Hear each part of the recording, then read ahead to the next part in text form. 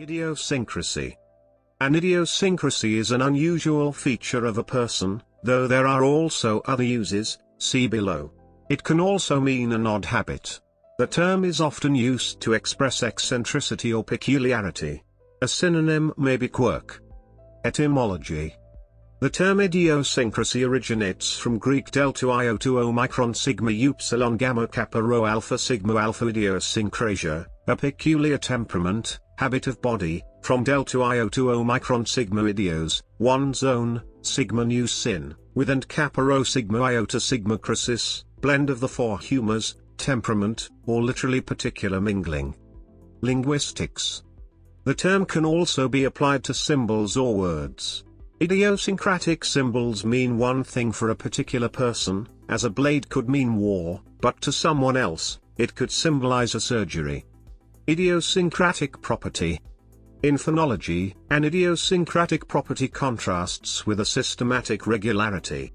While systematic regularities in the sound system of a language are useful for identifying phonological rules during analysis of the forms morphemes can take, idiosyncratic properties are those whose occurrence is not determined by those rules. For example, the fact that the English word cab starts with a /k/ is an idiosyncratic property. On the other hand, that its vowel is longer than in the English word cap is a systematic regularity, as it arises from the fact that final consonant is voiced rather than voiceless. Medicine. Disease.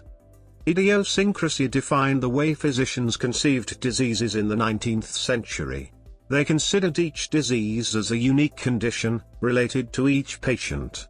This understanding began to change in the 1870s, when discoveries made by researchers in Europe permitted the advent of a scientific medicine, a precursor to the evidence-based medicine that is the standard of practice today. Pharmacology. The term idiosyncratic drug reaction denotes an aberrant or bizarre reaction or hypersensitivity to a substance, without connection to the pharmacology of the drug. It is what is known as a type B reaction. Type B reactions have the following characteristics: they are usually unpredictable, might not be picked up by toxicological screening, not necessarily dose-related, incidence and morbidity low but mortality is high. Type B reactions are most commonly immunological, for example penicillin allergy.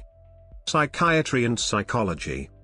In psychiatry, the term means a specific and unique mental condition of a patient, often accompanied by neologisms. In psychoanalysis and behaviorism, it is used for the personal way a given individual reacts, perceives and experiences a common situation. A certain dish made of meat may cause nostalgic memories in one person and disgust in another. These reactions are called idiosyncratic. Economics. In portfolio theory, risks of price changes due to the unique circumstances of a specific security, as opposed to the overall market, are called idiosyncratic risks. This specific risk, also called unsystematic, can be nulled out of a portfolio through diversification. Pooling multiple securities means the specific risks cancel out. In complete markets, there is no compensation for idiosyncratic risk, that is, a security's idiosyncratic risk does not matter for its price. For instance, in a complete market in which the capital asset pricing model holds, the price of a security is determined by the amount of systematic risk in its returns. Net income received, or losses suffered, by a landlord from renting of one or two properties is subject to idiosyncratic risk due to the numerous things that can happen to real property and variable behavior of tenants. According to one macroeconomic model including a financial sector, hedging idiosyncratic risk can be self-defeating as it leads to higher systemic risk, as it takes on more leverage. This makes the system less stable. Thus, while securitization in principle reduces the costs of idiosyncratic shocks, it ends up amplifying systemic risks in equilibrium.